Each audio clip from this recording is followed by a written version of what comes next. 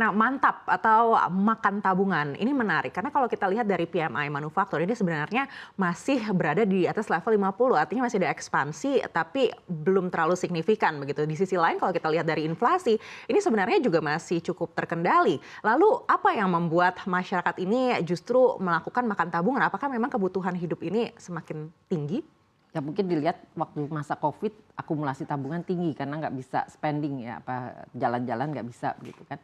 Nah tapi sekarang kalau kita lihat ada dua hal, memang yang satu kebutuhan, tapi yang satu memang bagi menengah atas terutama udah bisa jalan-jalan berarti spendingnya bisa ke konsumsi atau ke investasi. Ya jadi kita lihat ada dua area itu, tapi kalau yang menengah bawah kemungkinan besar ya memang kebutuhan tinggi ya, apa kebutuhan hari-harinya yang tinggi. Dan kita lihat lapangan kerja dari penciptaan lapangan kerja di BPS kan tidak bagus ya, tidak cepat begitu.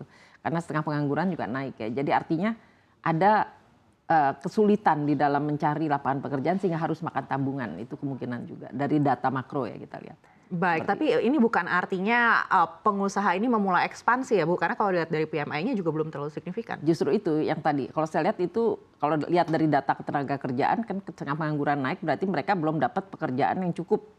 Dalam arti setengah pengangguran itu artinya masih cari kerjaan yang lain gitu ya.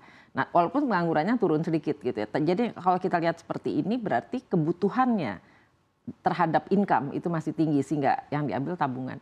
Ya kalau pengeluarannya naik tapi pendapatannya tetap atau turun karena keluar PHK lalu masuk lagi belum dapat kerja yang baik, maka kita lihat akan makan tabungan itu menengah bawah. Dan kalau kita lihat memang ada porsi menengah bawah yang paling bawah bahkan itu besar ya konsumsinya naik ya tadi kita lihat. Nah, cuman hati-hati kita belum bisa berharap banyak kepada investasi karena tahun ini tahun-tahun politik ya. Jadi 1 tahun ke depan seperti biasa political cycle belum akan ada ekspektasi inflasi ekspektasi investasi naik gitu. Ya, jadi kira-kira setahun ke depan ini adalah menjaga agar tabungannya cukup ya untuk dimakan.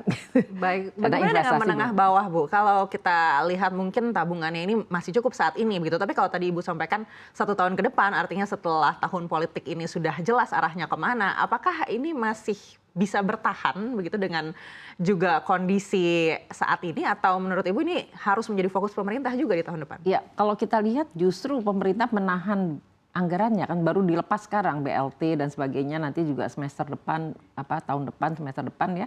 Karena menuju satu semester pertama 2024 itu masa politik ya. Jadi spendingnya tinggi dan pemerintah merilis BLT dan lain-lain itu bantuan untuk poverty pada saat itu gitu ya. Jadi kita pikir dari sisi itu akan membantu masyarakat terbawah kira-kira 30% terbawah itu. Poor and near poor lah mungkin sekitar 30%. Tapi yang jadi problem kan menengahnya yang nggak cukup gitu. Jadi kalau yang bawah dapat bansos gitu. Tapi ya kalau yang menengah ya makan tabungan gitu kan. Menengah bawah tapi tidak yang the poorest gitu ya. Tidak poor and near poor. Jadi katakanlah yang tengah-tengah gitu ya. Yang sekitar 30% sampai 60% gitu menengahnya. Nah itu kan mereka terpaksa makan tabungan gitu. Dan itu yang kalau kita lihat data Susenasnya juga agak mengkhawatirkan ya. Artinya mereka lah yang terkena dampak ya dari belanja yang tumbuh tetapi pendapatan tidak tumbuh karena masa Covid kan. Jadi PHK lalu masuk lagi itu belum tentu dapat kerjaan yang sama seperti sebelum PHK kan gitu ya. Jadi kalau kita lihat seperti data shiftingnya tampaknya itu yang dikhawatirkan. Jadi kelompok menengah yang katakanlah antara 30 sampai 60 lalu 60 sampai 80 ini yang terkena dampak terburuk gitu dari Baik. Artinya tabungan. ada potensi kaum menengah bawah ini akan berganti menjadi kaum poor begitu. Ya ini Setelah kekhawatiran ya karena apa? Karena yang the poorest yang paling miskin dan near poor itu dapat bantuan pemerintah BLT. Jadi mereka safe ya, mereka ada di posisi positif lah pertumbuhannya gitu. Tapi kalau yang bawah ini kan ya rentan ya setelah masa Covid itu antara 30% sampai 80% inilah kelompok menengah bawah, menengah hampir atas, yang atas kan yang 80 sampai 100 gitu ya.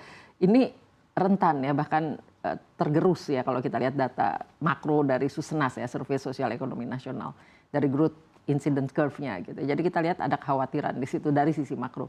Nah dari mikro kalau kita lihat ya ini kan hari-hari ini ada data mikro PMI, ada data mikro dari Bank Mandiri misalnya atau apa kita bisa lihat itu ada pengurusan tabungan dari perbankannya. Dan kita tahu bahwa mereka yang kecil ini yang paling cepat makan tabungan, tapi kan kecil porsinya secara keseluruhan ya, yang 86% itu yang menengah atas gitu. Jadi walaupun kecil tapi mereka jumlahnya besar gitu. Nah ini yang tadi agak berat. Baik, Ibu Nina, kalau kita melihat kaum yang di bawah, ini kan artinya mendapatkan BLT begitu ya. Nah, untuk menyelamatkan yang berada di rentang menengah bawah ini agar dia tidak berganti untuk menjadi kaum bawah begitu, apa insentif yang menurut Ibu paling tepat untuk mereka? Ya, kalau pada masa-masa pemilu politik tahun politik itu sulit untuk dapat pekerjaan mapan yang baru karena kan investor tidak akan cepat menginvestasi karena melihat wait and see ya kemana mau investasi, tunggu presiden baru kira-kira. Jadi sampai dengan pertengahan tahun 2024 kira-kira ini akan bertahan seperti ini kondisinya. Nah baru setelah pasti kalau ini 2 putaran itu berarti Juni 2024, nah itu baru mereka mulai tahu invest kemana begitu ya. Jadi artinya yang menengah bawah ini ya harus bisa bertahan, katakan kalau pur dan nirpur dia dapat BLT. Tapi kalau tidak ya makan tabungan dan melihat kondisinya itu pasti akan tinggi lah pinjaman-pinjaman gitu ya. Kalau nggak cukup tabungannya kan pinjaman itu. Asalkan dapat pinjaman yang bagus kan, ini kalau kita khawatir kan pinjamannya lalu yang ilegal gitu kan. Nah ini yang harus diperhatikan. Jadi kelompok menengah benar gitu ya, yang antara 30 sampai 60 mungkin yang paling rendah. 30 sampai 60, kalau 60 80 tampaknya mungkin masih punya tabungan walaupun tergerus gitu. Tapi kalau yang antara 30 60 ini rentan. Ya, jadi menengah, tapi menengah yang tidak pur dan near pur. Kalau pur and near pur kan kisaran 30-an persen, ya, 100 juta penduduk lah kalau pakai data BPJS itu. Baik, Kesehatan. Ibu Nina, kalau melihat potensi konsumsi yang ada di setiap tahun politik ini kan biasanya juga naik begitu. Betul. Apakah menurut Ibu ini juga bisa menaikkan lagi tingkat inflasi kita yang justru nanti akan memberikan dampak juga ke kaum-kaum yang terancam tadi? Kekhawatiran kita sebetulnya dari eksternal faktor yaitu energi ya. Jadi kalau perang di Timur Tengah itu tinggi, itu harga minyak akan naik gitu ya. Dan itu yang membebani anggaran kita karena subsidi kita yang tinggi, dana kompensasi tinggi. Artinya apa? BBM itu menjadi problem besar, ketahanan energi kita. Nah itu yang membawa ke inflasi. Waktu tahun 2002 kan kelihatan begitu harga minyak naik, kita ikutan menaikkan harga minyak dalam negeri ya, ikutan inflasi gitu ya. Nah tapi mudah-mudahan ya, ini kan kita berharap di dunia sana mulai mengerem ya. Kalau kita lihat Amerika kan sekarang sedang pemilu juga. Jadi kemungkinan agak mengerem gitu ya. Tapi kita sadar bahwa ini tarik-menariknya tinggi sekali. Kita nggak bisa tahu lah.